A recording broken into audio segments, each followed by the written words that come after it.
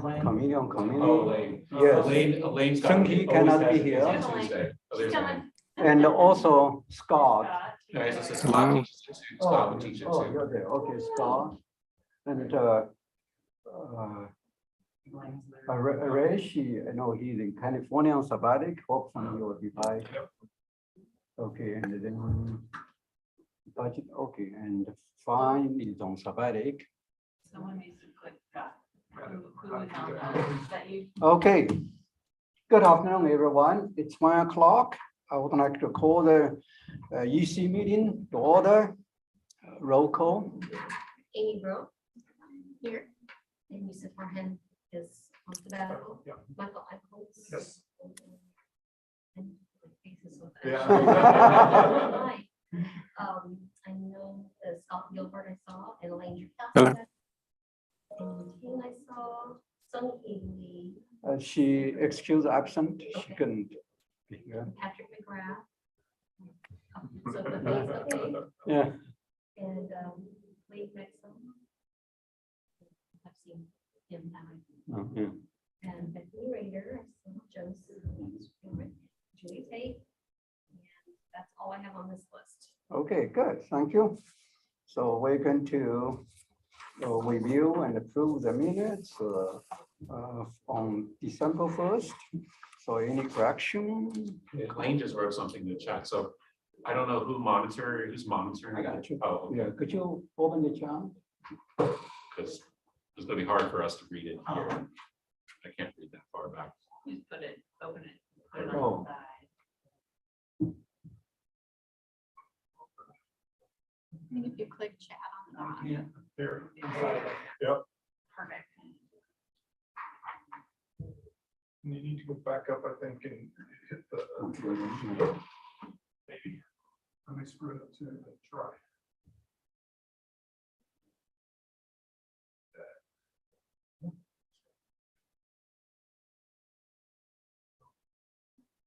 Either that or don't write in the chat today. Realize what you're gonna say, because I don't know if we can read that. Oh, she said she's gonna try to get the mic and camera. Oh, working okay. on it. Yeah. Oh, okay. I didn't want to, I just, if there's something important going on in there, we're all here on it. How many academics does it take? Yeah, I was gonna say, if you want, just take it over there with you. Okay. Well, I'm not sure I'm gonna fix it. I can hand it to somebody else. How many PhDs? Why is that not just coming to full screen? You have That's the something on issue. full screen already. Go to.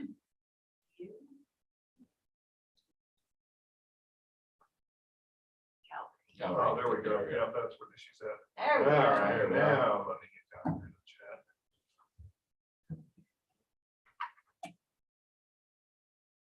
See if nobody's gonna do the full one. Normally it just comes up on the side. I'm not sure what setting is different on here to do that. Here, I'll just stick it up on here. I'll put it over Carol Walker. Because we Yeah. will never see her face. All right. Okay, good. Sorry, guys, we're we're getting there. Yeah. All right, so any correction? If no correction, comments, so anyone to move it? I'll move to Okay. approve the minutes. Okay, thank you. So all in favor, raise up your hand. Aye. So minutes approved, thank you.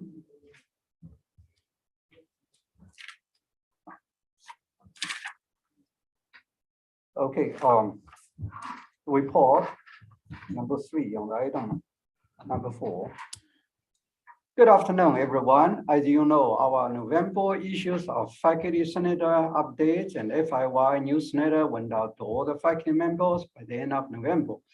As usual, I express my appreciation to Bethany and Josh and my department for their team efforts. In addition, I have several business matters to report to you briefly. First of all, in the week of November 14th through November 18th, we were very busy with 4 provost semi-finalist interviews to represent the faculty senator and also hosted the public forums. I would like to express my appreciation to Senator Sung-Hee Lee and Senator Khalid Maxson to represent faculty senator while I was hosting the open forums. I know Khalid, is Khalid here? Okay. Second, on November 16th, I attended the SIU FACC meeting hosted by SIU Vice President Gorish Gochap. As you know, FACSS stands for the Faculty Affairs Council of SIU system. And we discussed the faculty related issues, such as the joint project between SIU Carbondale and SIU Adelsville. I shared the meeting minutes with the faculty senator executive, that means EC members. Third, on November 30th, I had a meeting with the Kiefer consultants and all the search committee members. We talked about the summary of those candidates and possible next steps. And fourth, on December 2nd, I attended the student retention retreat. A copy of the agenda and the meeting information was shared with all of our faculty senator by email through Juni tweet. Yeah. And on December 5th, that means yesterday, I attended the meeting with Mark Morris and Faculty Association President Jeffrey Pansky and Patrick McRose to explore the faculty merit pay option in the future. So we agreed that next meeting and President of the Faculty Association, Jeffrey Pansky, is going to talk about this for 5 minutes as part of new business next week. And also a final notes, I want to express my deep appreciation to Joe, the Senator Joe Schramek, for his outstanding contribution, and he's going to take sabbatic. So this is our last meeting with him at the EC. Next meeting will be next week with us. So he will be lucky devil sabbatic. Joe, good luck. Enjoy. I think that was appropriate. I've never taken any sabbatic. I'm thinking about it. Yeah. Thank you so much. Any question, comments? Yeah, I do have one. I'm just kind of just really want to follow up on the provost search because it's so important given that our provost is leaving. Yeah, excellent question. A week or two. Are we going to have somebody in post in January? Excellent question. It is really disastrous for this university if we don't have that post filled immediately. Excellent question. I think Chancellor Nam, he sent me, Jody both sent the email. First thing, he couldn't make it. And then 1 hour later, also replied, Chancellor Nam will be here. So I think it's better for him to address this. Honestly, sure. Both Mike and I on the search committee, we have no more information than what we know publicly. I think he sent an announcement, and we know that the search is going to be extended. So with regard to what's the next step, honestly, I do not know. And I encourage you to ask the question when he will be here, either online or in person. I do not Can know. I ask maybe a follow-up about what you two can answer, which is were all 4 of the candidates in the running plausible provost? I can give you my opinion. Well, that is actually what I'm, because I wasn't able to make because I taught when I had different commitments. I will give you my opinion and recognize this is solely my opinion, and I'm not speaking for the rest of the committee. Right. I felt that of the 48 candidates, there were 4 that had a background resume that I would consider acceptable. 2 of those dropped out, I think, because they got other offers. We got the interview stage.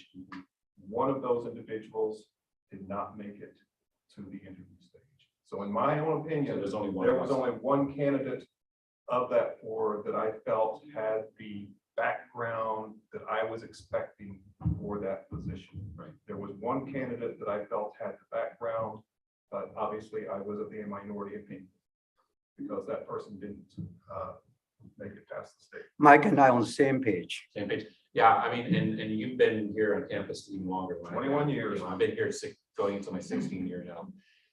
We have seen people who are completely, I'm sure you'll agree with this, who are completely like deer Completely qualified to unqualified. be provost, actually be our provost for some time. I'm sure anybody who's been here longer. Can be here a long time. Only 7. No, only 7 it feels like. But we've had people like Nicola who comes to mind, had no business being anywhere close to that office. So it's very important to get this right. I agree. I'll just say I had no qualms at all based on the 4 candidates that he had in front of him to extend the search to try to do better. I think we're much better off having a short-term period where we have whatever he's planning on doing. I'm assuming it's going to be some acting position in there. I feel I'm much more comfortable doing that than taking somebody that we don't Is think is unqualified, yeah. qualified for the job. I agree. And also with Kiefer still working with us. Okay. So So I It's just personally think there's extended. one more candidate that is qualified. In fact, he was my preferred of all the candidates. Hopefully we'll get some more applications. Okay. thank you very much for the question. Any other question for me or for? Is the, just also on this, is the search committee, the composition of the search committee going to be the same moving forward? Is it going to be the Yes. same search committee? And then also Whit Kiefer, is there, that we contracted them to help with this? Are we paying them for a whole nother semester to? No, do I this, think we or have already Is there paid. something whereby we've said to them, if we are not, SIU is not happy with the individuals who are presented, they then need to go back to the pool and go back to their recruiting efforts. So are we gonna have to pay a whole nother, I don't know, I'm sure. No, it's a no, whole lot of my- money that we. My understanding is that we have already paid them its entire package. They are going to do another round announcement nationwide in different publicity, newspaper, and in fact, they're doing now. And we're going to get a new pool, include some, they also invite those candidates who applied to express whether they will continue to stay in the pool or not. So then they send everything to the search committee.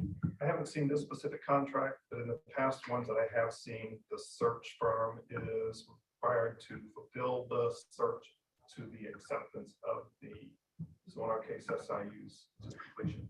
I have not So seen we the have contract for either. extension, that's just. That's Standard- the same standard procedure.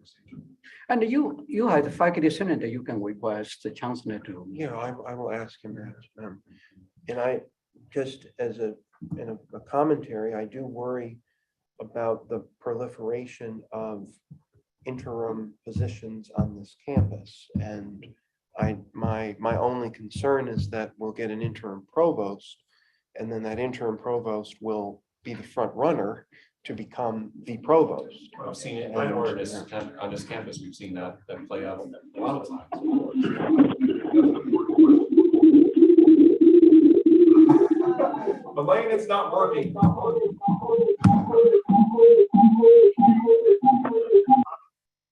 Okay, it's muted. I think Elaine was trying to talk and it did her microphone did something crazy. It's something gross to her. I will say, I think you should ask Chancellor Lane that he has expressed multiple times that it's very important to him not to just move interims into that position, but to do a national search for every administrative position. We've also in the past gotten in trouble with the higher learning commission because we had too many interim. I think that was in their 2010 round or the 2020 round. 2020 round. 2020 They were round. We concerned about the number we got of in trouble. We got slapped a little bit for having too many interim. And so if you remember a couple of years ago, this is what's concerning. I think you and I brought up the response of the previous person to Chancellor Lane was to just make everybody who was interims give them automatically the post. And the provost, this is how Muir became full provost. And complaints, a lot of bitterness on things about that. So not something we want to do again. I don't think. Very good. Yeah. Okay, thank you very much for the comments and questions. If you have no other comments, question, we're going to move to number 5. Would that be okay? I know Scott may have a class to teach, and then I would like, okay, 5A, which I skip it, then just be Bethany. Sure. Okay, so I have a couple of things for you today. First, take a look at the candidates or the, excuse me, new voted in Senate members through special election. So prior to the election, we had 6 seats open, 1 in CHHS, 3 in CAM, 1 in CECTM, and 1 in School of Music. Or sorry, medicine. I always say music, excuse me. The School of Medicine. We put out call for nominations. We got multiple back for a couple of our units. We then had to annotate that list for the nominees that would be placed on the ballot, which was then sent out. Voting commenced, and we have the results, which I believe were attached to the email with the agenda. And so for CHHS, which has 1 seat open, we had 3 candidates, and the person with most votes was Jennifer Walker. She had 9 votes at 45%. In CAM, there were 3 seats open. We only had 2 candidates. So they both got 100% of the vote for those 3 seats. So we have John Davey and Mehdi Kanamlu, excuse me if I'm pronouncing things. John Davies has been on Senate before. He so. has, yeah. We had 1 candidate for CECTM for 1 seat, so Syed Samadi was voted in, and then we had 1 seat and 1 candidate for School of Medicine, which is Louis Kumar.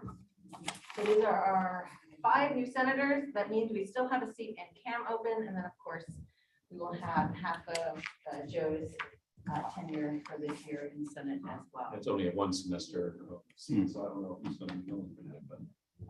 We can try. So those are our new senators. As far as I recall, we don't have to have an official vote for them. They just, once they're voted in, they become senators. So we will send out the welcoming information for them. Sure. So they'll start this next week. Where's it? Well, you try to get them this fall, so they. Yeah, they can start, they can be there in the meeting next week. If they can't make it, that's also fine. Right. Yeah. But- Whereas mine will not start until you. Correct. So we have to institute the whole thing, which means I need to get my committee together and get a new list out. Well, So- we'll talk after. Yeah, okay, sounds good. Any questions about that? The only question I had was, are they all 3-year terms, or I thought I saw different end dates on some of them? Yes. You have I can answer that, Yes, yeah. please. CHHS is till 2023. Then there were the CECTM is through 2025. CAM had 2 spots. One was 2024 and one was 2025. Dr. Davey took the 24. And the other person took the 25. And then School of Medicine was 2021. Thank you. So yeah, so we can do a special election again early next semester. We will also obviously be doing a special election at the end of May or April, May for the rest of the Senate. Any other questions about that? All right. Then I want to move on to the JRB elections, the process of which is a bit more convoluted. But what we had were 4 seats open. One in, and I want to preface this by saying the operating paper for the JRB states that nominees shall reflect the diversity of colleges on campus. So we took that to mean at least 1 representative of, for 12 JRB members, 1 representative per college, and I believe, or per voting unit, and then I believe we have 2 leftover seats from that. So when we got our list of openings, we had CECTM, which did not have representative, CLA, the School of Education, and then so those three, if we had candidates for those three, we would fulfill the criteria of everybody being represented. And so then we had an extra seat to fill, which I then used, sort of used the Huntington Hill mechanism to look at FTE across all the colleges for full professors, and then chose the college that had the highest FTE, which was CALPS. So that was the call for nominations for those units. And so the candidates we have are two from CLA, David Sutton and Chitahun Benti. He goes by Venti. Benti, okay. School of Education, Lingua Bu, or Yeah. Bu, Ngbo. and CALPS Liliana Leftakari. However, we did not get a candidate from CECTM. We do have 4 seats to fill, and so the dilemma I have right now is, what's more important, having those 4 seats filled and having CLA have one more representative than CALPS or other units, especially CECTM, because there'll be no representative for CECTM? Or do we want to take 3, so fill the CLA, SOE, and use the CALPS seat as well, still leaving CECTM without a member. However, we are 1 less overall. They are entitled to a member. They are, but through nomination, right? Right. This is done, once a year. We can do, there's nothing in the books about special elections for JRB members. Just 2 comments, not question about the JRB election. First of all, so do we have anyone from School of Medicine that's on the list? Yes, there is, I don't have the list of George, but we have a We have, representative that's good. on school And system. second comment, I got the email from Elaine and Sung Hee this morning because they got the zip file pretty late yesterday. So committee on committee may have not chance to vote. So that's Right. okay. I told them that's okay. That's pretty much as long as they get done with this week, there's no Yes, problem. so I was gonna address that, but I wanna figure out who are the names, because the names have to be approved by the EC and then committee on committees, but I didn't, yes. I just want to add to yours that with CECTM, we did have 3 nominees and we reached out to all 3 of them. 1 declined and we never heard back from the 2. Of course, there are restrictions. You can't have been filing a grievance or have a grievance filed against you in the last 3 years. So that does, and it has to be a full professor only. Professor, and you can't have worked in an administrative position. You for the have last to work in 3 years. administration position. So there's a lot of barriers So, to yeah, a very so small pool our- of people who qualify when you add all 3 of those together. we had to cut down the pool from those Yeah, names yeah. that we were given. So our question is, do we leave a position open or do we bring somebody from a different college? Kind of what our questions, right? Yes, so do we fill all 4, giving CLA 2 members? Or do we go with 3 candidates, giving CLA 1 member, but leaving CEC? If we leave a position open, does that leave a even number on the committee? No, that'd be 11. So it normally I- has an even number. And normally has 12. And I could not find any information, again, about in the sort of operating paper and the procedures about, Whether it needs 12 or not. Whether It needs to be fully 12 or it doesn't have quorum. Does it still need a quorum? Has a quorum yeah. with 11? I guess the other question I have is if we were concerned that we needed to have 12, could we make one of the 2 a 1-year appointment? So therefore the college that didn't get the nomination would only be non-represented. They would have a chance in the next round to hit the revenue, the Right. fact that they're not So- represented at present. So CECTM with no representative would, no matter what, come up next round for, Oh, they would. yeah, we would do this again We next would year do to make this sure again. everybody. So they wouldn't be out representation for 3 years. Is what I No, was no, no, asking, no, no, because no. this normally Or this is rotate off every every year. year. Yeah. Because it's a 3-year appointment, right? It's a 3-year appointment. And as I understand, the, when a grievance occurs, it's a subset of that 12 that is actually going to be on the panel for that. So not all 12 members are on all panels. So my preference is, one, that if we have it an odd number, I prefer an odd number anyway, and just in case there's everything that they're all voting on.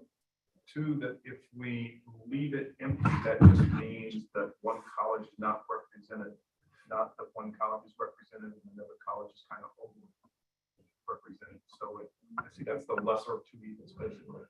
So I guess my preference is to leave it blank until the next voting cycle, and then hopefully they Which will be a semester from now, yeah. The next voting cycle, yeah, well, so the Sometime GRB comes up next fall. next fall, yeah, once a fall. Yeah, and no matter what, CECTM is not gonna be represented. Right, represented, right. so. Well, Good. has- Any more questions from the screen or? Has anyone in this room been on the JRB previously? Because I would just, the only reason I just want to ask, do you need 12 people? Is there some reason that 12 is a good number? I see what you're saying, Mike, but I'm just wondering if maybe in the division of work. Elaine has been. Yeah, Elaine, could you possibly speak to, do you think having 12 is important? Or do you think that 11 would be functional? Could you give us some feedback, please? You're muted if you're trying to talk to us. Yeah, I should- Trying to find panels so that Yeah. there are. Oh. Six communities. So is there any way we should have representation from a particular unit on there? Because it's not that if I had a grievance, would the person from my college even be on my panel? So, So the so only, just to help them divide the workload, 6 and Right. 6, and also like, it sounds, position may need to be filled. and it sounds like that divided workload, so when a case comes up, it's whoever's available on the JRB, you know, to be, to work on that grievance. So, But really, the only criteria is nominees shall reflect the diversity of cultures on campus. It doesn't say anything about makeup of the JRB. Doesn't say anything about all Reflected. colleges are represented, even though that's a Correct. very liberal Yeah. and I would go Well- with that interpretation. well, Elaine seems to be maybe his speaker. Audio does not work. So next week, Dr. John Frederick will come to our faculty senate for report. You can ask him this question. Right, but the issue is that EC has to approve those candidates that. Yeah, I think we Senate can, will vote on. Okay, yes, we so- can prove it. Just to address his comments, the 12 number does not prevent us to prove it. Okay, right. So then if we bring this up in Senate again and decide whether we want 3 or 4 candidates, then the Senate will have to vote between the 2 CLA candidates. Right. So if it is 3, if we choose 3, which is totally fine. And obviously, you know, we've done this prior. It's not a big deal in terms of the number. So the plan would be at the Senate meeting then to first vote on whether we want to have move 3 or 4 candidates forward, then if we choose 3, we'll vote for them. That would, so Elaine says there are sometimes conflicts of interest because people know each other. Yes, Yes, of that course. is very true. And there'll be, you You know, know, I imagine voting. people in a college would probably recuse themselves. as they go. Yes. No, I just thought the more people there are, the less chance, you know, because Yeah, there's sure. some options. Yeah. Was I think Sung Hee Tee she was also on the GRB in the past. Yeah. Yeah, so she was there. I know she couldn't be here today, otherwise she can address the issue. Okay, Yep. so any more question for, yeah, are you, Go ahead. Yeah, are there any other questions? any more question for her? So our conclusion is we're going to move all 4 candidates forward, and then if they want to. move the rest of the- And I move to approve all 4 JRB candidates. Second. Good, all in favor? Aye. Okay, thank you. Okay, That's the end of my Scott. report. Scott, did you hear us? He raised his hand. Yes. Okay, Nan? Sorry, is it my turn to start talking, or was there something I'm supposed to do?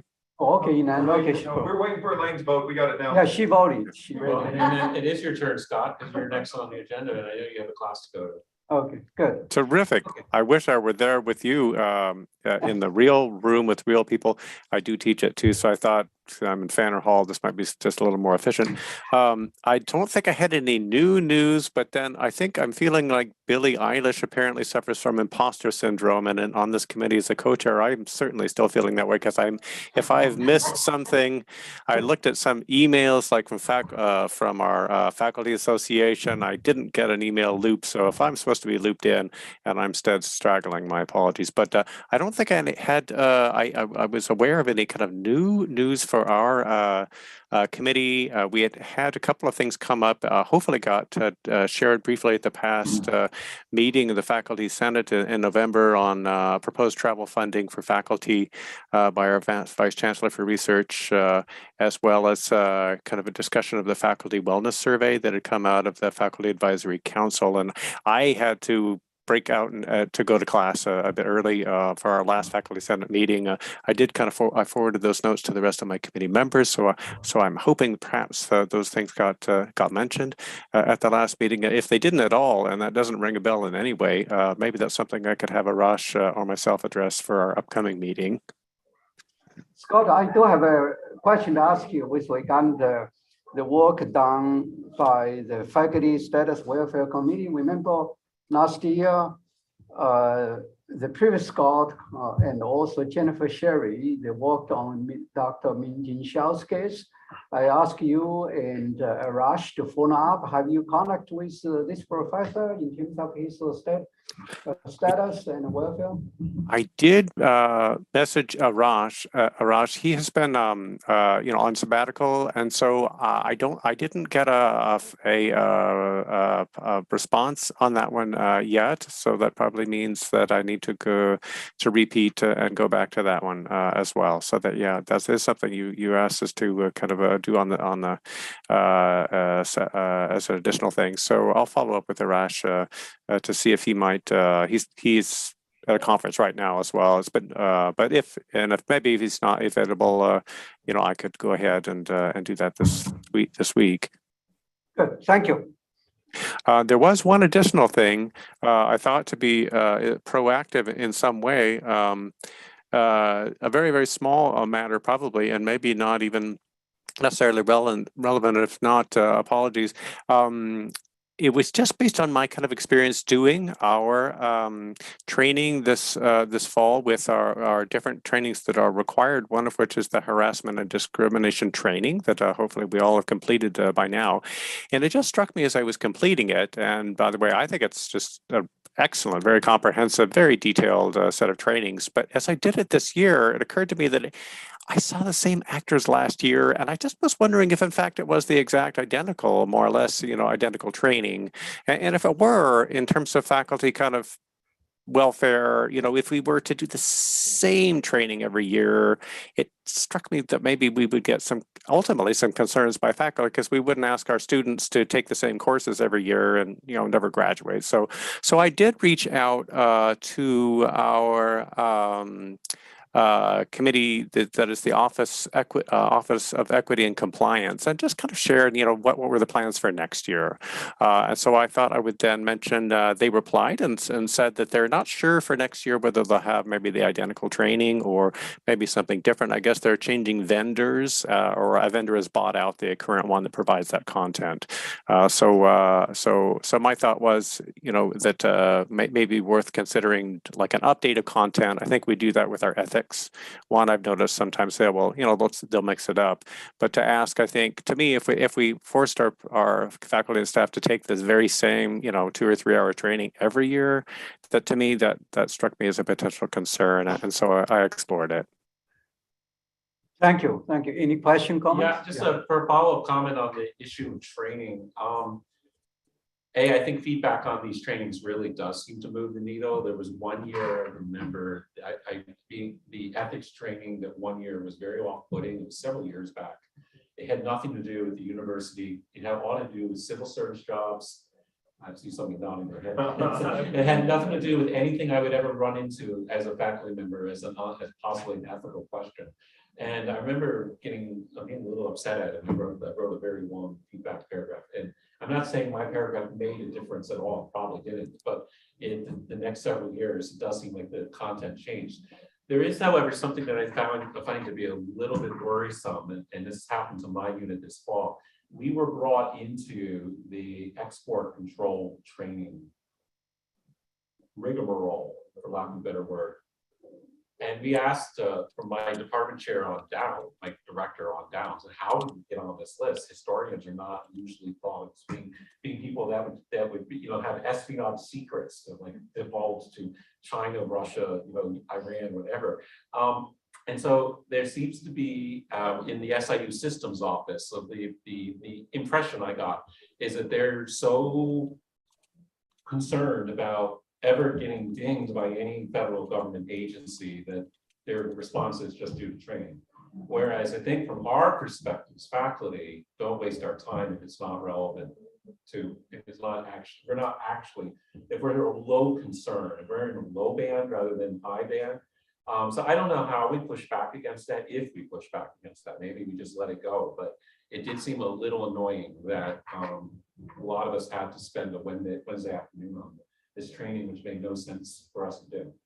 So I don't know whether that's a faculty association thing, a faculty senate thing, neither, both, I don't know. Just want to raise it.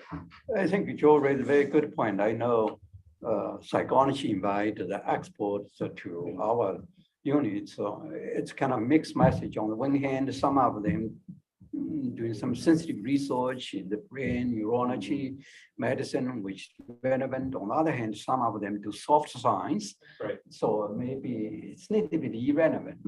So again, it's up to individual units. Yeah, I get the sense it's run out of the SIU legal team. They're the ones, and lawyers. There's an export control officer, an attorney. Exactly, and so lawyers are always about minimizing. I understand minimizing risk, and so that's like bring everybody into training. But it defeats it somehow when it's not really relevant. I don't disagree, Joe. I have 7 trainings a year that I have to do. Oh my God. For the export control. And I would say 3 of those are actually really relevant to me. The rest of them, it's this parochial thing that we're just going to have everybody do it. Right. And so I've argued for years of decisions that the attorneys on campus are very risk averse because they see it that way. And it's the administrator's jobs to look at this and say, all right, what's the risk? What's the cost of the faculty? And balance those decisions. Exactly. And the problem we've run into in the past is those administrators have been interims and aren't willing to do that. So they always side on the side of the attorneys of the risk aspect of it and don't look at the cost of the faculty. And so I think it's worth discussing, but the reality of it is the reality is next year I'll have to do the same battery of training. Yeah, but I've been there and done it. And Yes. I've given up and just do it. And grit my teeth and move forward. Yeah, I think you're right about that. Okay, Scott, if no question for Scott, so thank you so much, Scott, and make sure you phone up with Arash about the professor situation. Okay, thank you. Thank you. So we're going to move to UEPC and Joe and Amy. So we have nothing to report this month, other than I'm going to pass the baton on to the very Okay, thank you. Here.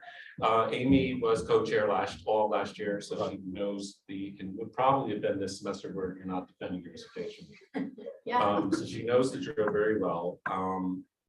And good luck with the associate provost, because I don't know whether Andrew's all year or whether he's stepping down and we have nobody, a new person altogether in that office. Lizette is very big shoes to fill from us, but yeah. Good. Thank you, Joe, and welcome you, Amy, for your timely help. Very important. You're a very experienced expert in the area. So any question, comments for either of them? Okay. So we're going to move to budget committee, Mike. So we met as with the faculty senate budget committee hasn't had any specific issues with faculty senate yet. The university budget committee is scheduled to meet on Thursday. And so I'll be attending that meeting and reporting on that at our next, I'll get the report on that the next Tuesday's faculty senate meeting. The provost faculty salary compression committee met on Friday. We sent out a preliminary report to the administration and the faculty association, the 2 faculty association presidents a couple of weeks ago. I asked them not to really disseminate that widely just because, and basically what it did is outline the procedure we were going to take. But we hadn't actually used that procedure, and I wanted to make sure it actually worked before we kind of widely disperse that information to make sure that we didn't change halfway through and cause a lot of confusion. We started analyzing that data over the weekend. I worked on that quite a bit, and I'll just say right now, it seems like that approach is going to work well. I'll go ahead and give you an idea of, at least with the preliminary analysis, how bad compression is. So I've looked at 2 colleges. I started work first on the College of Agriculture and Life Sciences, just because that's what I'm in, so I'm most familiar with that. What I found was for associate professors, not only were salaries compressed, but the median associate professor salary was actually below the median assistant professor salary. So not only is it compressed, it's inverted to where instead of being 12% above, it's actually below. So that gives you an idea of the level of compression on campus. I've looked at and just 82% of the associate professors, based on this analysis, had salaries that were compressed below what we expected based on that promotion. It wasn't as bad at the full professor level, because only about 50% of salaries were compressed, and at least the full professors on a median basis are getting paid more than the associate professors. So it's not quite as bad, but there's still some serious issues. I've also looked at, I can't remember which other college it was now, but I looked at one of the other colleges just to make sure that kind of COPS wasn't an outlier, and got very similar results in that college. So I think it's something to probably at a level, across campus. With this report, I don't think we'll be making any recommendations on how we haven't decided yet whether we're going to make recommendations on how to address the issues. I think probably what we'll do is just say, all right, here is compression, here's all the data outlining the compression, and it's up to you and to faculty associations to figure out, the administration of faculty associations to figure out how this should be addressed to bring that to the level that it should be. So that's kind of where it's at. The plan is, and I think we're on track. We were hoping to be completely finished by the end of the semester. I got COVID last month or in November, and I was down for about 12 days. I didn't get anything done, and so that puts kind of a little behind schedule. But I think we'll definitely have all the analysis done and probably have the report drafted by the end of the semester. But then we'll still need to go to the rest of the committee for editing and back. So I'm guessing we probably won't actually send out the report until the first week of the spring semester. So Mike, I just want to follow up one question with regard to the 12 months contract for directors. Have you guys? We decided to put that off until we finish this, and then we're going to address that in the spring semester. And the plan is to basically invite a couple of the directors to a meeting, and just say, hey, you guys are on these 12 month contracts. There's been concern raised whether that's necessary. So we want you to justify, being on that 12-month contract. So we'll get some what we think of representative directors across campus and provide that justification. And then, at that point, we'll bring it to the rest of the Senate and say, here's why they believe, here's the arguments for it, here's the arguments against it, and how do we think we're going to move forward. Have you checked some other universities? Because if you just invite direct, of course, there was we would like to have not just 12 months, 15 months. So we need to check other universities. We certainly will do that. Yeah, I think also, just to follow up on that further, I don't want to throw any of my colleagues on the cross. I think they're all overworked, including our directors. But as reorg happens on this campus, the earlier you reorganize, you got a larger college, you got a larger school. As the thing got more controversial, and I'm looking at COLA here, I think at CLA in particular, we all got smaller schools because that was the provost had to somehow get us to maybe not stomp and yell and scream, but maybe only, oh, okay, we will do this. And so, my school is only 12 FTE, 12.5 FTE, right? Some probably schools are 26 times that. And if everybody is being paid 12 months, is that exactly the same workload? Right. And I think that's part of the issue. And the same thing with our psychology. We used to have 25, now only 11, Right. and pay 12 months, the same person. And so I think that's gonna be part of the issue is, I look at our director and I think he's completely justified having 12-month salary. We're sending in proposals that have got to be signed up through the administration, et cetera. So if he's not on a 12-month contract, that Those means he's before doing a lot of something. work. Well, no, he's doing a lot of work off contract because the proposals are due. We can't just say, oh, we're not gonna have it signed. Right. There's a lot of work that would happen off contract that he would have to do if he went on a 12-month contract. And so I think that's part of the issue is there's a huge amount of variation from school to school. And in some cases, you're probably right. There's not justification for it.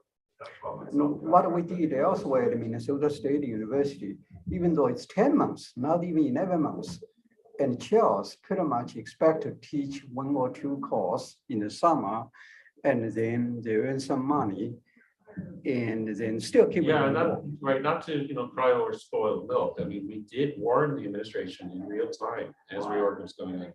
You're not saving any money on this campus. In fact, you're costing us more administrative money to, again, as far to sweeten the deal to get people to agree to reorg. I as a program director last summer, I got a 10-month contract, I got an extra month contract. Now that's going to phase away, but that was one thing that the provost did to make it politically palatable.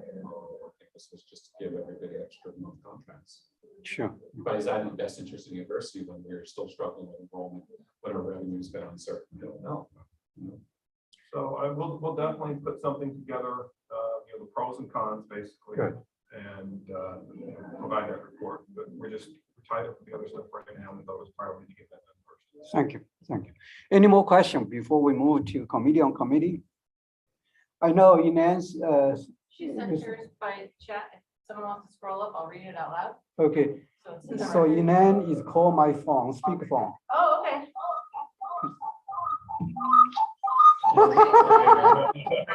Inez. We still have the same problem with having the two mics. Okay.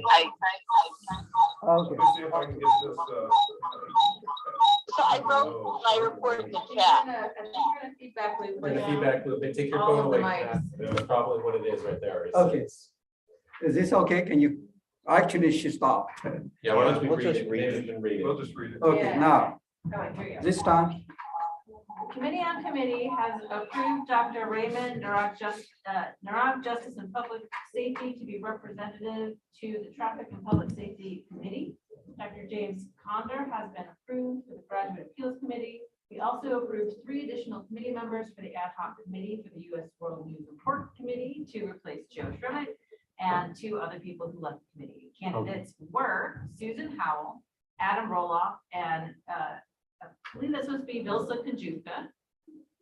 Lastly, we will be forwarded our newly elected faculty senators and GRB candidates for approval to our committee on committees. And yes, Elaine, I will make sure I get those to you today. And I'm sorry we couldn't get them to you sooner. okay. Very good. Thank you. At least the chart, the information is clear. So any question, comments, or can we prove those from the committee on committee? Or do those need to be voted on? Well, it needs to put on the agenda. Oh, yes, yes, yes. Okay, good. So faculty senate will approve it next week. So that's good. All right, thank you, Inem. Given the technology issues, now we will come to the governance committee. I just have 2 matters to report. One has to do with the parliamentarian. So if you recall, last Faculty Senate Executive Committee meeting, we decided that I would take the parliamentarian issue back to the governance committee to see if we could resolve it, whether or not the governance committee would approve of having a parliamentarian who was a current senator.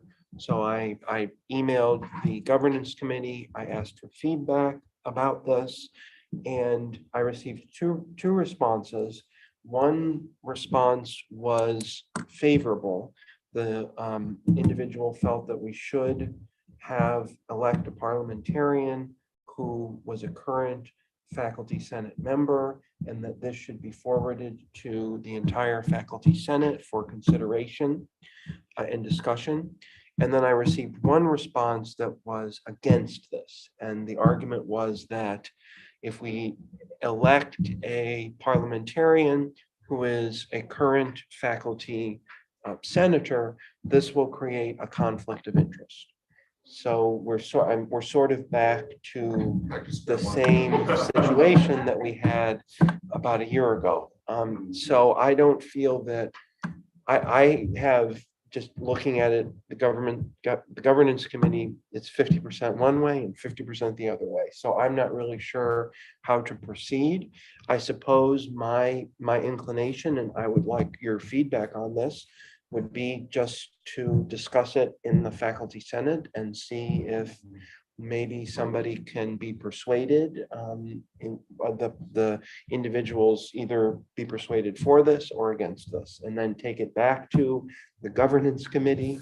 And so that would be one option. And then my other question is, do you feel that the governance committee needs to vote on this, and then that vote needs to come to the faculty senate executive committee, and then the executive committee decides whether to forward the matter to the Senate at large? So I guess my first question is just maybe a strategic question, and then the second is a procedural one. So any feedback that you have would be appreciated. Well, the procedural, I think you have a procedure absolutely right. But that then speaks to, I think I changed my mind personally on the need for a parliamentarian over this year. I think a year ago, we had executive officers that did not really understand or were still learning the job. And I'm speaking really to you, Tim, and I think you've begun to master how to run a meeting and how to be patched. The concerns I had, and we had a meeting or two last fall where procedure wasn't being followed. I think those concerns have lessened to the point where I'm not really sure this isn't even needed. I mean, the senators also need to be responsible for saying, wait a minute, point of order.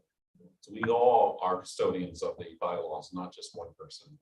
So I think I've changed my mind on the need for a parliamentarian altogether. I'm not sure we need to, I'm sorry, thank you for doing all this due diligence. That's all. But the needs for why we needed one, I think. Bethany, Yeah, I have two things. One, I feel like if we take this to Senate, it's just gonna be deadlocked again. We discussed this in the full Senate, and it has been deadlocked. And two, I agree with Joe. I think that we have learned from our mistakes, and those mistakes are gonna be made every year, as new people filter in, and especially in the officer position. It's sort of an anomaly that we've done this for 2 years in a row.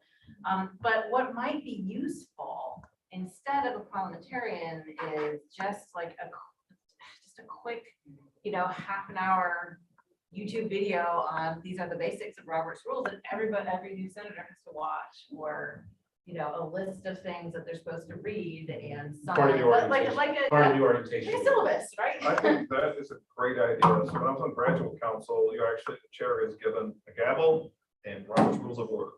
Those are two things are handed when they start. So you have the information right there in front of you, and you're there. And so I think that's if we could find the dummy version, the short online version of Robert's Rules of Order that we could ask each new senator or those that are familiar with the rules to go ahead and watch this video, I think that would solve most of the problems. I think that would, That's good. At least the very basic. Very good. Like, we don't get beyond the very basic. There are many of those resources available online, just 4 or 5 pages of Yeah. how you. Thank you. So I did have one other. okay, go ahead. 2 more minutes. One other quick, so what I'm not going to, we're going to put the parliamentarian aside. That's the idea. I think so. Okay, Yes. fine. Oh, great. I'm happy. The other, I just wanted to report on this because Yu Ting mentioned it. I've been a part of 2 meetings where faculty merit was discussed.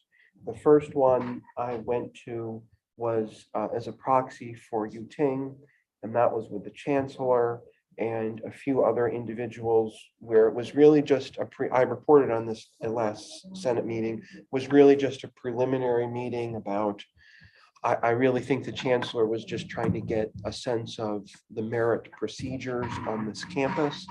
And yesterday, I attended another merit meeting with Yu Ting, Jeff Punske, obviously I was there, and then Mark Morris.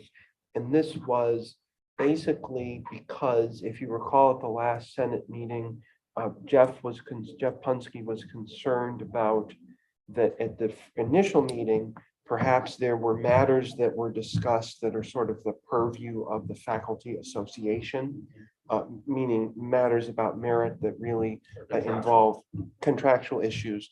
And so that was what we discussed yesterday. And again, it was interesting to me to hear some different perspectives on merit. For example, I didn't realize that there are some faculty who aren't really in favor of merit for various reasons, and for good reasons, that they find that it's often applied unfairly or in a way that favors certain disciplines as opposed to others. So, and just to follow up on what Yu Ting said, so the idea was that at the next faculty senate meeting, this would be discussed. Jeff Punske would offer his views on merit from the faculty association perspective. And I think largely in the interest that we could all benefit from hearing the diversity of views on merit, which was new to me. I didn't realize some of these issues. So I just wanted to report on that because I was in attendance at these two meetings. Not that I was an integral role in either of them, but I was there. So I just wanted to let you know that. Thank you. So, so I had, and I can't remember, it was 2014, 15, 16, something like that, when the faculty association came to agreement and the new contract for faculty was signed. Each department at that time was expected to develop workload assignments and merit. And so I'm just wondering if that merit agreement, so we were supposed to have all developed a plan for merit raises at that time. Has that been brought up? That It has been, and that was actually interesting because what the Mark Morris feels that the role of the faculty senate in this is to encourage all academic units to have clear policies like what you're talking about for merit in the operating paper of that unit. But what he said, which was very much news to me, is that some units just the policy doesn't exist at the level of the academic unit, but it is vested more with the college and the dean. So in the operating paper of that particular academic unit, they will say under merit, we defer to the college merit policy, however the college assigns or determines merit, which again was very new to me because we have a very long, very complicated policy of this is meaning my academic unit. This is how we assign merit. And I think that every unit should have that because I think that there's enough disciplinary diversity on this campus that if you just decide, well, it's going to be determined at the college level, well, that college committee isn't going to necessarily understand all of the details and all of the ways in which a particular academic unit conducts service or conducts research or what counts for a research achievement in this particular academic unit versus another. But I think what we need to recognize is that, and we want to assure that that's the case, that every academic unit had the opportunity to develop their own merit system. Yes. And I'm guessing, there were some small ones that didn't want to deal with it and just said we defer to whatever Yeah. defined at the college level. And so if that's the case, then Yeah, there's and no that's point, because yeah. it's a pain in the ass. It's a tough exercise to go through. Nobody likes doing it. No. It's for silly Waste silly time. stuff, and People yeah, get yeah. all exercised about They it. get upset about it. So I can understand if somebody said, I don't want to deal with it, just let whatever they do in college. So I don't. Now, think- one more comment, then move on. Joe? Yeah, so this is going to be a huge problem. I can see why you were brought into these meetings, because it's a huge governance issue. Because the university decided Right. to reorganize this into schools. Nobody, and so And we have different, I just know my own unit, which is a smaller school, but still, we have one situation, history, where we have a formula that's very transparent and very points-based formula. And we have another unit, philosophy, which has it entirely decided by the chair. Oh, really? Complete chair fiat of whether you get married or not. Wow. And we're going to be obviously pushing it on our operating paper. We haven't written an operating paper for school, but obviously I have a strong support for a formula. We all know where we stand with that. But this is a huge problem across campus probably, because there's probably different academic cultures when we merge them. We just can't move. When this was a statement, this is an editorial statement of real, moving chairs into different combinations. This is what's going to happen. Okay, Anyway, good. Thank you. Joe, you report, I know in done out with one Idaho committee. Yeah, I know you guys met one time, right?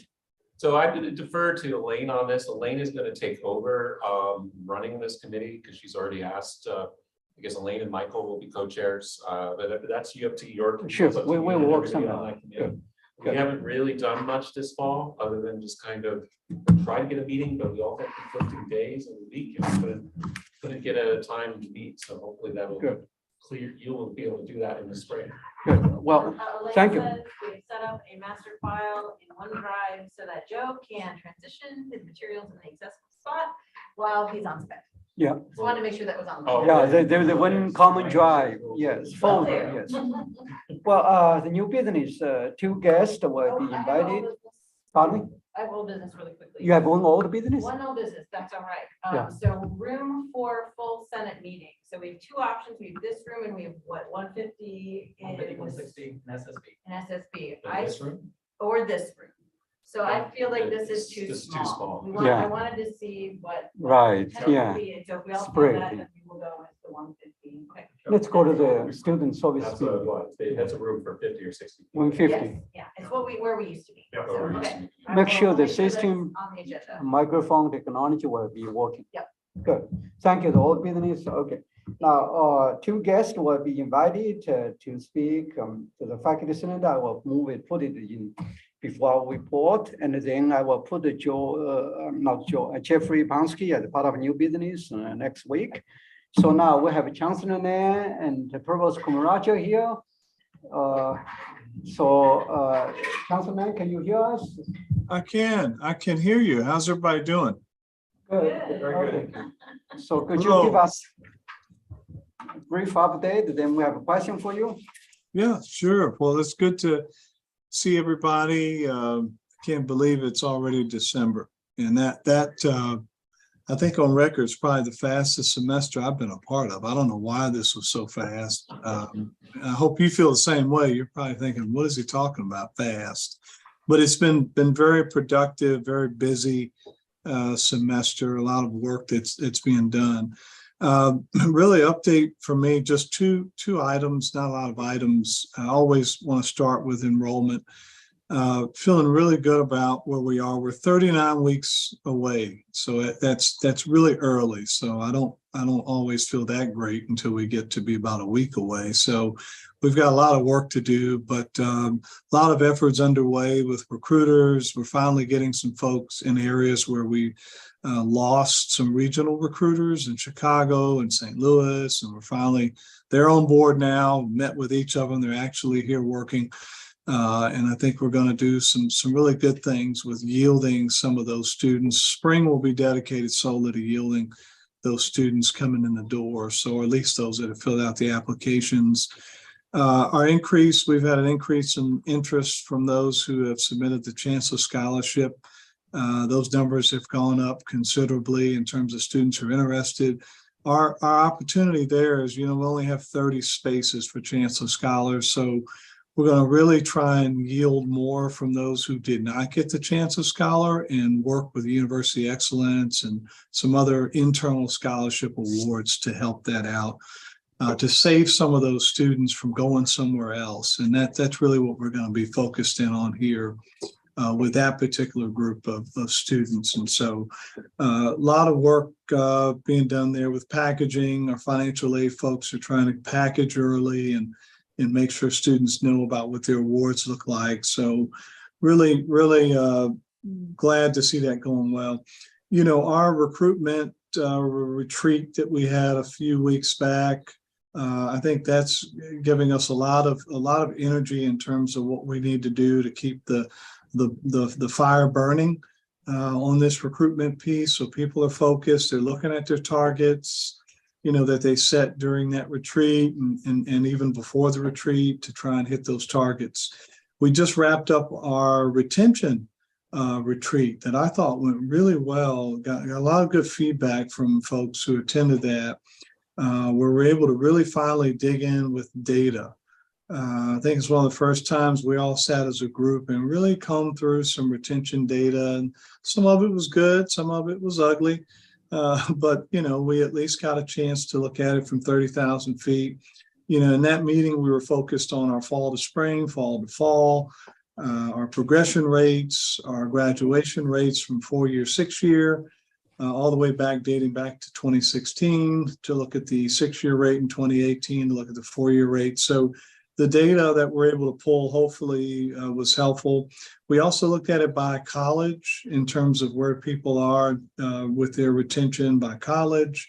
And then we broke it down by ethnicity in terms of where our students from underrepresented populations, how well they're doing or not doing, and what were some of the things that we needed to do to make that better. So that's underway as well. So I think, again, we're going to do something like that every year. It gives us an opportunity to really focus in on the data. And so, Dr. Lee, appreciate you being there. I think we had some others around the table there. I'm not sure who else was in attendance, but I'm sure we've had several that were there. And few senators, yeah. yes, we had some senators there. So we'll do that every year. Something we're really excited about. After our event, you'll notice we're starting to do a lot more appreciation / holiday receptions. That was part of one of the things on my list of things to do as we focus on the engagement of the student success and engagement. This is engagement with employees. So I went over and had a reception, cookies and punch and those kinds of things with our facility staff over in the facilities building. We probably had close to 50 some odd groundskeepers, building maintenance workers. We're all there, and we really were there to celebrate them, tell them thank you for the work that they do on campus. Also met with our cafeteria workers, the folks who do all the serving in the student union building. Had a nice reception for them.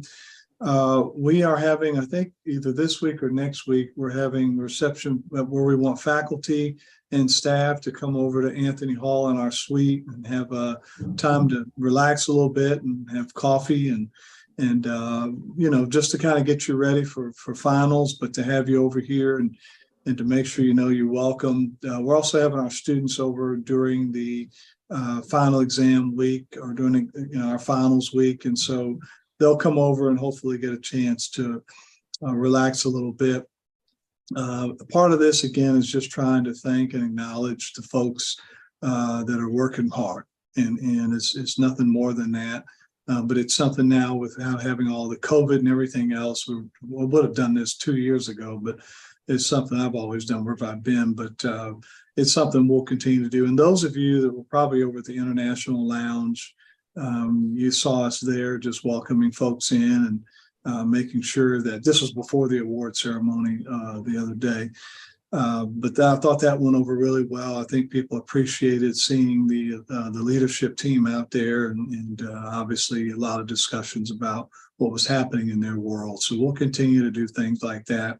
Our faculty and staff won some big awards for service, and we're going to be acknowledging them. You'll see it in print and in digital and those kinds of things. So we had a 45-year service recipient. I think you all know who he is. And, he's like, he can do another 45 years. I mean, he's got a lot of energy, and, he's fired up to do more years. So we had a 40-year, several 30 and 35-year folks that were here. So long time folks, we celebrated them. Hopefully they enjoyed that ceremony. But those are things we'll continue to do. Commencement, December 17th, fired up about commencement. Remember last commencement. You guys were instrumental in helping us get more faculty to the commencement. As you know, I always say this, they won't remember the chancellor, they will remember faculty 20 years from now. And it's so important for faculty to be in attendance because you helped them get to the finish line. And so we hope we can have even more that are there. I know this is a winter, kind of a winter commencement, but hopefully we can have more faculty attend and be there. Switching gears to our provost search, Mira, that'll let you know is whoever we're looking for, you got big shoes to fill because our first round didn't quite net us what we were looking for. So as you know, we announced this last week that we'd be extending the provost search and asking Whit Kiefer and the committee. They did nothing wrong. They can blame all this on me. I just didn't think the four that came in we're going to be able to do the job that we need them to do in an immediate way. And so some of that would have been a little bit of a learning curve. And some of that was just information I can't divulge in terms of what we received and some checks or background checks and those kinds of things. So, you know, everybody's not always privy to that information. And there's reason for that because we want to protect some of the candidates who come in and wouldn't be good fits for us here. So we'll go back to the drawing board. I know Dr. Lee, you and the Whit Kiefer is going to find some more folks to bring in. And our hope is that by February, and I know this may sound a little, a little wishful thinking here, but hopefully by February, we can have someone named as the next provost. But I always say I've had this happen in the athletic director search and maybe one or two other searches. We have to get it right, and I don't want to settle for, just anyone because they got here, and I want to make sure we get it right. The other thing that I hope we get more of this time is feedback. I mean, we got some feedback, but honestly, for a provost search, I really didn't think we had enough feedback that were coming from faculty. I'm not sure why or what happened there, but if we need to do a better job in getting the information out there or leave it up longer, I'm not sure what we need to do, but the feedback, a lot of feedback from staff members and maybe even some administrators, but not as many faculty. So that concerned me a little bit. May need a little help there with figuring out how we can get more faculty to give us some feedback, because we definitely want to know. Honestly, when I look at the feedback, I'm really looking for the category of faculty who are giving the feedback more than I am an administrator or a staff member. So my hope is we can move that up. But at any rate, that's an area we hope to have filled. Today, we're going through the CFO's onboarding. So Dr. Lee, I think at 3:15, you're coming over to meet with the CFO and talk through a few things in that regard. And so I think it's giving Susan an opportunity to find out exactly where we are today and where we've come from. And she's got some ideas already about what we need to do to hit the ground running. So those are just a few things, probably the biggest items that we're working on, but hopefully people get a chance to take a breather here in another week or so and enjoy their holiday season. I'll stop there and answer any questions, Dr. Lee. Okay, thank you, Chancellor Nan. And we may have a few questions from our colleagues here. Anyone, Joe? So three comments. First of all, this is going to be my last executive committee. I'm going on sabbatical in the spring. It's been I think you and I joined at the same time 2.5 years ago, and it's just been a nice progression along. We're probably not completely out of the woods yet with enrollment, and we can always do better. But considering, I think I feel better about the university 2.5 years in, where we're likely to be with enrollment. So that's a positive, largely due to you and your team and everybody at this university. I think you're also right about the provost. It's important that we get that right. But who's going to be interim provost for the time that Dr. Muir is leaving, and are we going to have somebody in post at least on an interim basis until we get our provost finally selected? I mean, what do you see as the process here? Yeah, We'll have most likely what we call an acting interim, someone that will just keep the lights on, so to speak, through February. That's the idea. If we have to go a little longer than that, then we'll look at that when we get there. But I need to talk to Dr. Lee. I've got some thoughts on some internal folks. I'm really looking for a few internal folks to step up and really split some of the duty in that area for now. And so, Joe, to answer your question a little more directly, no later than next week, I'll have who those individuals will be. But again, just an interim basis, really a point person for the deans. And then obviously Mark will stay on board and work with our faculty association and do some of the things he's been doing. And then Andrew will still be functioning the way he's functioning now as well, as APAA. So that will continue. So we'll have to limp along it just a little bit, but I think it's right to get it right. yeah, I agree. We deserve that, or we owe it to the university. And I won't go into great detail, but I think it's probably good that we go back for another round and see what we can attract that fits where we want to go. Because we do have places where we want to go. We want to go to different levels, new heights. And I think someone coming in will help us do that, but they have to be the right person.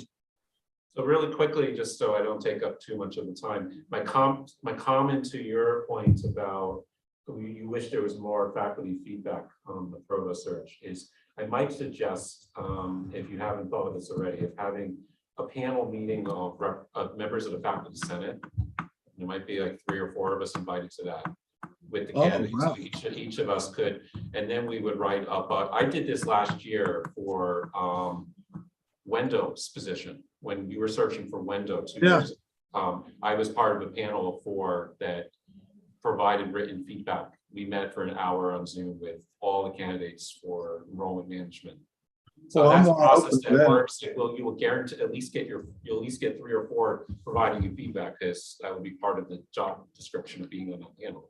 And I just my other comment about attending graduation is my new dean, Jody Murdy, and hats off to him. Thinking, I've been here 15 years, and it always boggles my mind why nobody ever told us we had to go to graduation or not. Some universities, it's required. It's part of the job. It's also required to go to convocation in some of these universities, at the beginning of the year.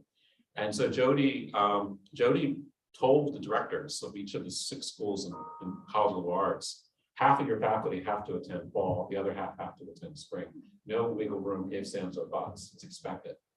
And I was like, hallelujah, finally somebody figured this out. Because it should be expected to go to graduation. Yeah, that's the kind of capstone piece for all of it. And I'll take you up on that with Dr. Lee may help me remember that.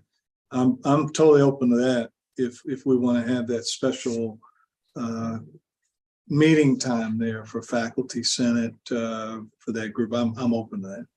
So an alternative to Joe's suggestion is, in the past, we have had when at least most of the chancellor searches, we have had an open meeting where faculty had the opportunity to openly address questions. I know in the case of the BCR search, we had the specific questions that were asked by various staff members, and that was supposed to be an open panel discussion or an open meeting or open time period, but it did not get advertised to the faculty. The search committee members knew about it, but the faculty in general did not. I was sick with COVID during the in-person visit for this one, so I don't know if word got out that there was going to be a similar approach to this one. But my recommendation is to have a truly open 1-hour session where the individual faculty members have an opportunity to ask questions, because that's really what's going to draw them there and have the opportunity to provide that feedback.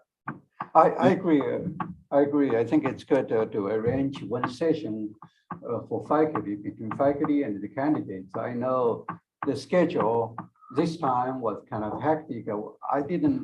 Honestly, in all the fairness of your office, we do not, I mean, the search committee have no input. Mike can testify in terms of the formality, the groups, right?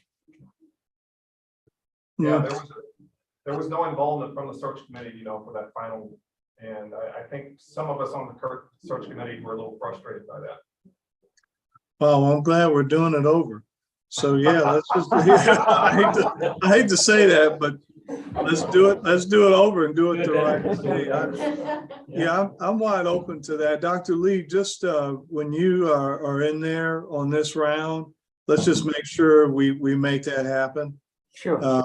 And I don't know if some of that was just in the time and trying to hurry up and get them here, but I think to your point, probably rushed it too much too and didn't get what we needed. So by all means, yeah, let's go ahead and do it in those suggested ways. And that's, I mean, there's no rule, right? So we can have them meet with whoever we want them to meet with and whenever we want them to meet. There's no rule. We don't want to hide them because again, I don't think we got the kind of feedback, but I know why we didn't get it now because we probably didn't have many opportunities. Process as much. Yeah.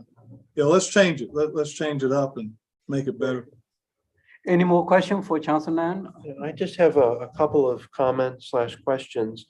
I'm a little concerned about the provost situation only because I've been here since 2015, so I haven't certainly been here as long as some of my colleagues, but I have seen a number of situations whereby what will result from this is an interim provost being appointed, and then the interim provost will then become the front runner when the search opens up, and then that person sort of becomes the anointed individual who's going to receive the position. So I'm not suggesting that this is in any way a strategy that the administration is employing, but I just want to raise that because I think that my concerns or my doubts about this are probably shared by other faculty members, simply because we've seen this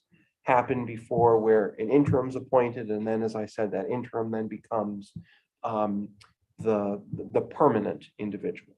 So I just wanted to raise that. That's valid to raise, and just so you hear it from me, that will not happen. You get that from the horse's mouth. So the acting folk who may do some of this job while we hunt for a provost will not be eligible for this opportunity to become provost. So they'll know that when I sit and talk with them. And they decided, oh, well, no, I don't want to do it, then that's fine. Then they can apply and go through the national search. But we have Whit Kiefer. We are looking nationally, even if it means someone internally can apply.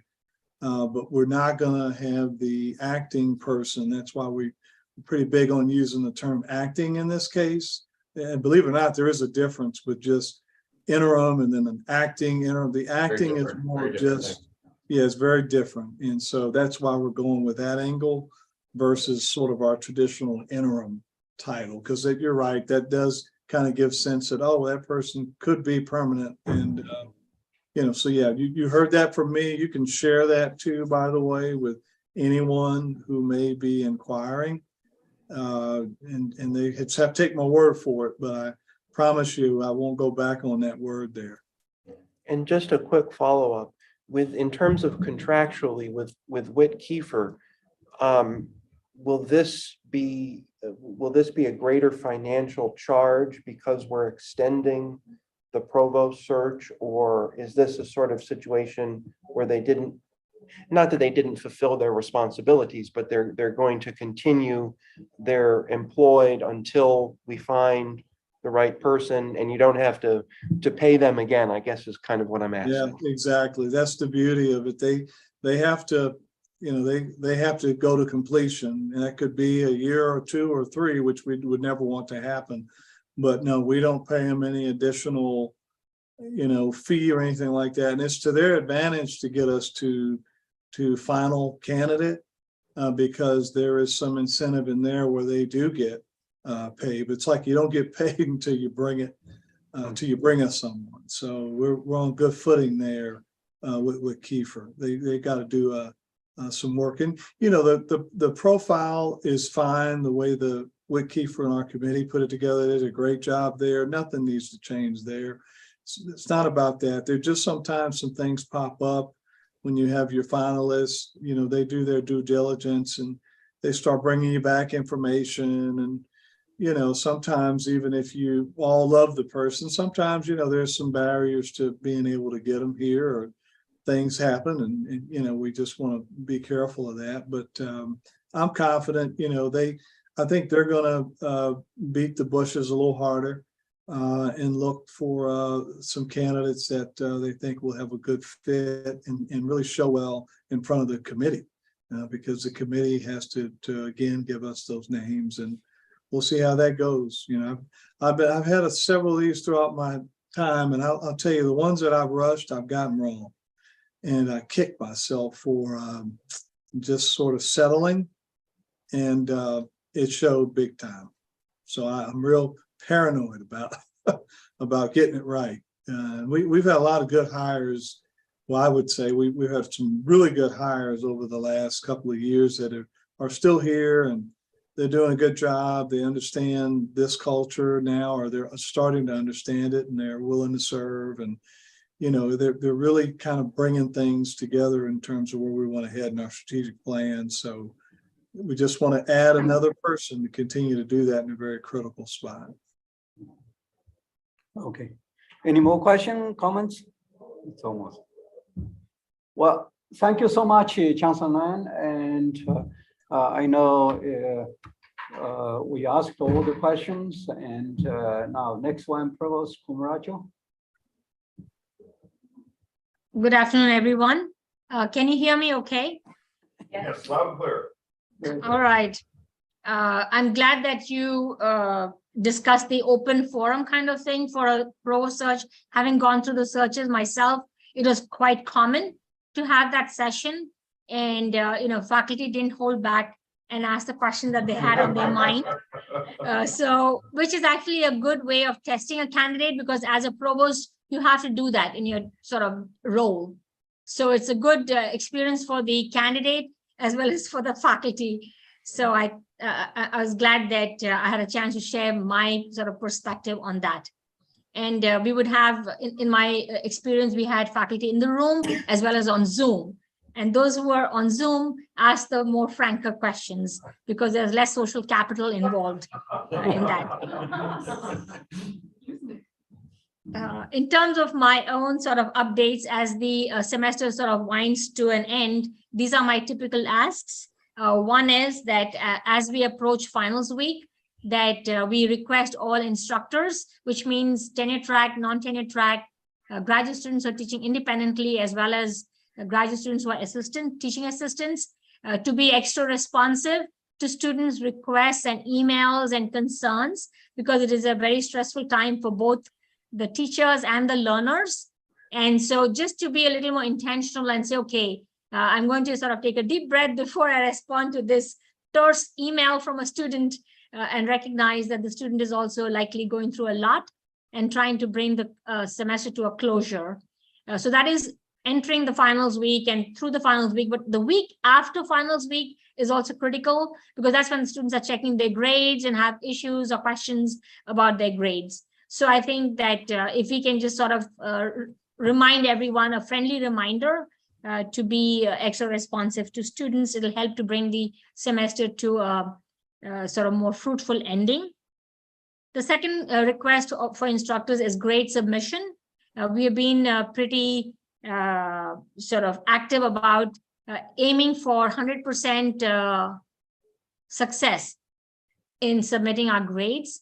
And the data indicate that we have come a long way in terms of the percentage of grades that are not submitted. So we will continue to work with the registrar's office to send out those friendly reminders to instructors and to the school directors and the deans, so that they can do their own follow-up with instructors, because it is very helpful for students when the grades are submitted, because it helps them in their next steps, whether it is going on to graduate school or employment or, whatever else, internships that they're pursuing. So those are kind of like end of semester requests. The other one was just a reminder update that spring registration opened in week 10. And we are following up on all students who did not register. In looking at those data, we noticed that a lot of graduate students are not registering. And typically, at least from my experience, graduate students assume that the class will be offered even if they register kind of like a week into the semester. But in terms of just looking at enrollment numbers, when we reported for the spring semester, we look at the data as of 10th day. And so getting everyone registered in time is always useful for the unit in determining the offering of the course and so on. Currently, any unit making changes to their course offerings, canceling particularly of classes, now the registration is open, has to go through approval through the provost office, and they're asking justification, particularly if a class is being canceled and if they're like, say, 2 students enrolled, has the unit made an effort to contact the student and guide them into other options so that the student just doesn't receive an email saying your class is canceled, or they find out when they actually come to campus that their class was canceled, that they didn't check the email and so on. So we're just trying to work with the unit that needs to cancel as well as the students who might be impacted by these decisions. So we're also sort of including advisement in our efforts. I think the last one is just a quick update that every December, the provost gives sort of a presentation at the Board of Trustees, brief 5-minute presentation on the performance report. So we submit to the IBHE an annual long document of our performance. And so this time we had to respond to the criteria set by the Illinois Board of Higher Education and their strategic plan. So we had to address areas of growth, sustainability, and equity, just to give you a sense of the criteria that the IBHE is prioritizing.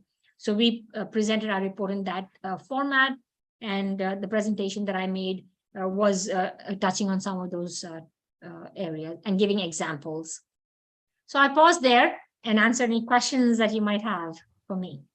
Thank you so much, Provost Camacho. I know this is your last, this one, next week Yes. will be your last report here. We'll miss you. Thank you very much for being here. Any comments? Any I have a questions? question, Mira. I just want to apologize for not being at your reception today. I really wanted to be there and say goodbye in person. Tomorrow, it will be I tomorrow. thought it was today.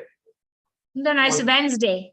It's Wednesday. Oh, great. Never mind then. Forget about anything. I'll see you tomorrow morning. You are always ahead of us. I thought, wait a minute. Tomorrow, yes. Yeah. I was told by Okay. tomorrow. Any other comments, questions? Yes, Bethany? I have 2 questions. One, is the presentation that you gave to the Board of Trustees, is that available outside of just like the Board of Trustees? Sure, I can. Yeah, it is a public document, Yeah. so I can pass that along. Yeah, could you send that? I can pass that along. I can send it to Dr. Lee Yeah. and Josh, and they can send it. Because I think you like to look at it because it captures the good work that's happening on our campus Yes, exactly. and the examples that it gives of how we have grown our enrollment, how we have improved our retention. And of course, there's always work to be done. But also interestingly, this past year, our 4-year, 5-year, and 6-year graduation rates increased. Yeah. Yeah. So those are nice things to feature and identify. And also that one of the slides talks about how we are already implementing the high impact practices, and that is from a national perspective. So I'll be glad to share that.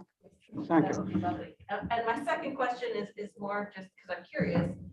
Have we ever gotten 100% grades in by deadline? Just that, like in your experience, in your position? Just out of curiosity. I missed the front part Yeah. in my experience. Yeah. Have we ever gotten to 100% grade submission by the deadline? No. I'll be quite- That's So always. it's still a bar we need to. Yeah, but I think we've gotten really close. I think last semester we had like 63. Yes. 63 sections. We have like, if you think of it from a perspective, we have 3,000 plus sections that we offer. So out of 3,000, if you have 63 that are missing, at least 1 or 2 of which are School of Medicine, I think we are doing quite well. Yeah. But we literally now know who is not doing it. And then one of the deans told me that the place that they came from before, the numbers that we had were smaller than what they had in their one department. Wow. So again, that's perspective. But I Yeah. think that this kind of excellence, if at every little thing that we do, like say great submission, if you're excellent, if you're 100%, like that, everything that we do, if it's 100%, I mean, if you're excellent in everything that we do, that goes a long way in how students talk about us or faculty talk about, what happens at SIU, that we can achieve that. It gives a lot of pride. Absolutely. And I know we've done way better in the last couple of years. Yeah. I remember like the first fall when we first took the baseline, I think we were like in several hundreds. Wow. I have a vague memory of 563 as a number, but we've come a long way. Yeah. Great. Thank you very much. Joe? So I won't be able to make your reception tomorrow, so I want to thank you for your time as provost. I also want to highlight I think the fact that we have most, if not all, of our positions on IBHE panels now filled as faculty, and I know this was a huge demerit on our campus only a few short years ago, because I had been on an IBHE panel earlier last decade and then stepped off, and then I'm now back on one again. And I think it's very important that we have our full representation on all those curricular panels at the IBHE. It's only 2 meetings a year. It's really not that onerous, one a semester, but you approve curriculum, particularly for the Illinois Articulation Initiative. And since so much percentage of our students now come in as transfer students, it's important to get that correct and to have the disciplinary representation. So I want to thank you for, because I know you got those filled last year sometime, I think, it's getting that going. I think I want to let you perhaps opine on something that you wish you had been able to do if things were a little bit better with our enrollment or our budgets, or because it was probably a very difficult 4 years for you to be the provost here, given the headwinds that this university was facing during that entire time. So if you have any parting thoughts of what you might wish you might have been able to achieve if things were a little bit, there weren't so many. Sure. Yeah, thank you, Joe. I'm glad that you noticed that thing about the IAI articulation panels, because, historically at some point SIU was the leader. We were dominating on those panels, and now Illinois State University is kind of like taking over. I tend to be a little competitive. I always want SIU to be like the best in Illinois and in the country. And so I was like, when I found that out, I was like, no way, we have to be there. And so we have been like really working on placing our people on the panels. So that's about the IAI. Now, in terms of, these being the very challenging years, yes, during these 4 years, I've served 4 different chancellors. And so it has been a lot of adjustment, and also having the pandemic and the reorg and so on happening at the same time. However, what I believe is all of these experiences have really been very helpful to me to grow. I've really grown because of the opportunity that these challenges presented. Because in addition to doing the provost role, I also covered advisement. We didn't have Janice Wilson for a year. And then the gap between Jennifer DeHamers and Wendell Williams was a year, and I covered that. So I learned what the registrar does, financial aid, admission, so on. So I feel like although they were like turbulent and challenging times and never easy and no playbook by which I could do my work, I learned so much. And all of my interview process showed me that those experiences are very, very valuable. So setting that aside, I would say if I had continued here, things that I would like to see done is a lot more. So most of this time has been like firefighting. You're this fire, that fire, this fire. So you don't have the calmness to sit down and say, okay, let's build. So I think for SIU going forward, there are a couple of areas that we can build. One is in terms of like providing more support and care for our faculty and instructors. Right from the time of onboarding, and through the tenure and promotion process, and then the next steps and so on, and kind of like giving them that professional development in a more intentional way, mentoring, all of that. So that I think that building that work. And then second, on the academic side, now faculty own the curriculum. So faculty have to do a little bit more because in all of my interviews, I looked at lots of universities, their curriculum and how they do things. So I learned a lot in that process. And so from that perspective, I was like, okay, if I had one wish, you asked me the question, Joe, is to really look at our curriculum and to reimagine it. Because as we have added new programs, we try to do all that we have always done and adding more. So I think it is okay to give faculty to give themselves permission to let some things go. It doesn't mean you're bad or you're a failure, but that's how you, like, if you have a limited amount of soil and you have the old plants and then you're trying to build new ones, the soil will get saturated. So you have to remove the old ones so the new ones can grow.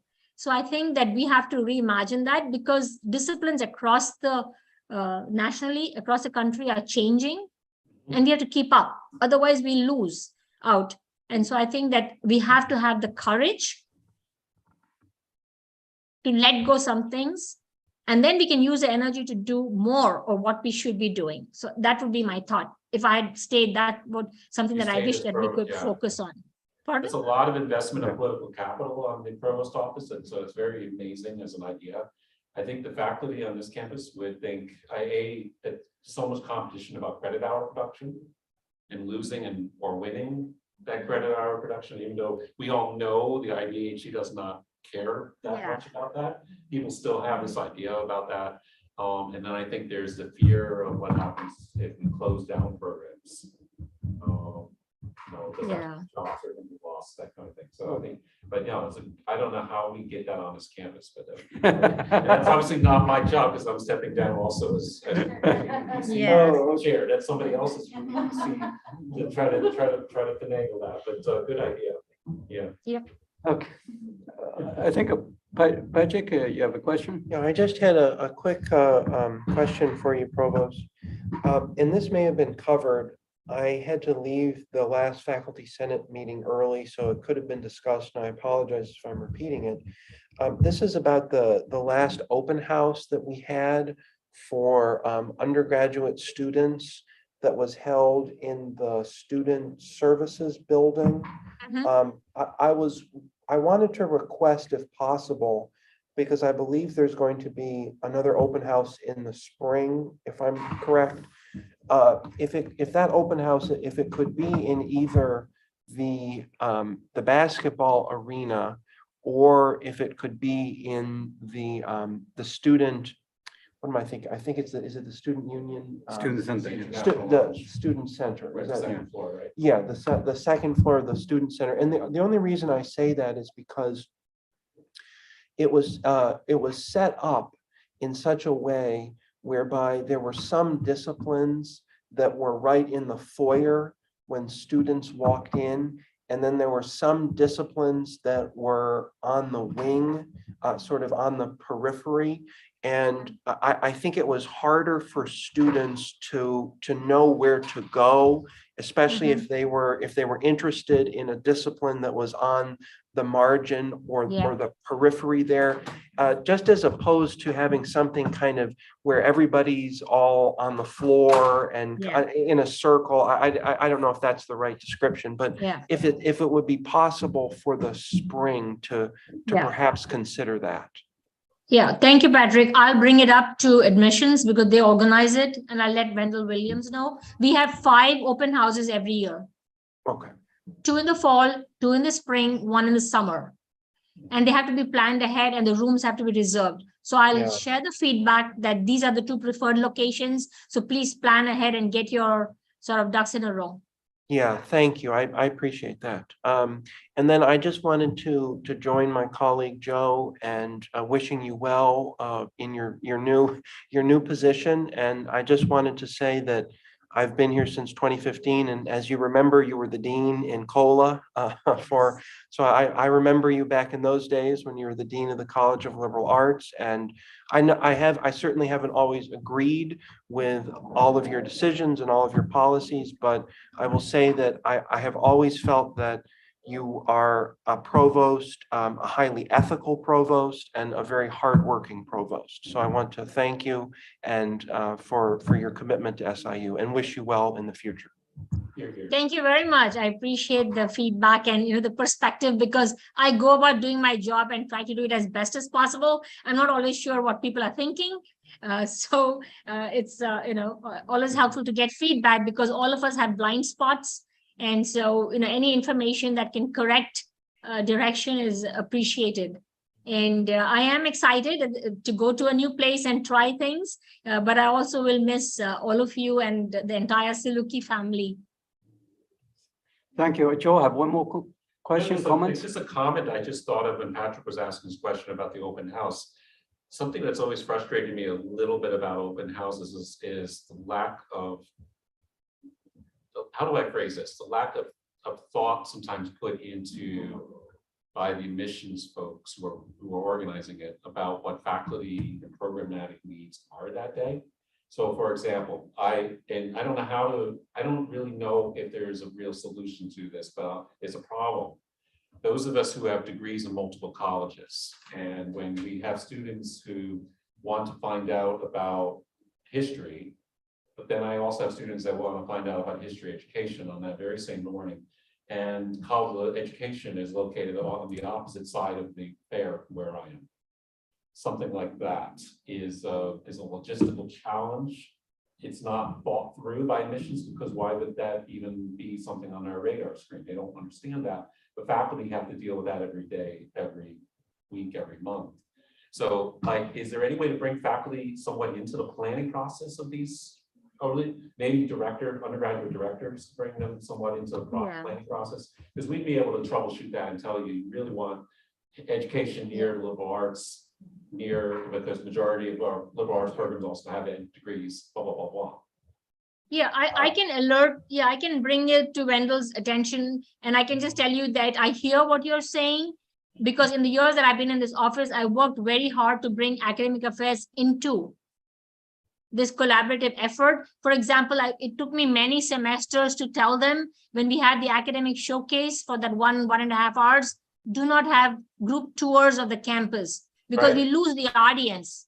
So it took me so long to convince them, semester after semester after semester, please keep all the audience there, because that's how we get, because it takes a lot of effort to bring the faculty and the undergraduate program directors, R&Rs to the event. And then you don't want the audience to disperse. We fritter that energy. Yeah. Sometimes, and also the location, so that all the crowded ones are not together to have little space. So I understand exactly what you're saying, and I will share that along with the feedback that Patrick provided, so that there is more conversation. Thank you. There's more conversation. I know, as you well know, because you've been you were the most active provost I've ever had, particularly with those open houses. Sometimes those mornings we are making the actual hard sell with a parent and their student. We are actually, it's not just a blanket like cold call that real at all. And sometimes it's the final, how they're treated that morning determines whether they actually are coming or not. Exactly.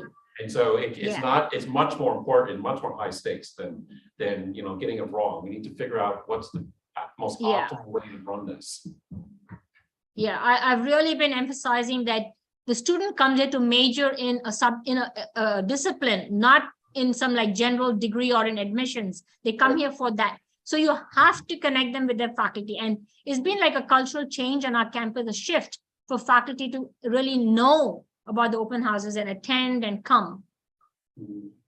I remember 20 years ago asking my colleagues to come like on a field trip to an open house, and they were like, no, it's not my job. But I think there's such a big change now. It's so much our job. Yes, so I will convey this, and I'll hope we'll see some outcomes from the discussion.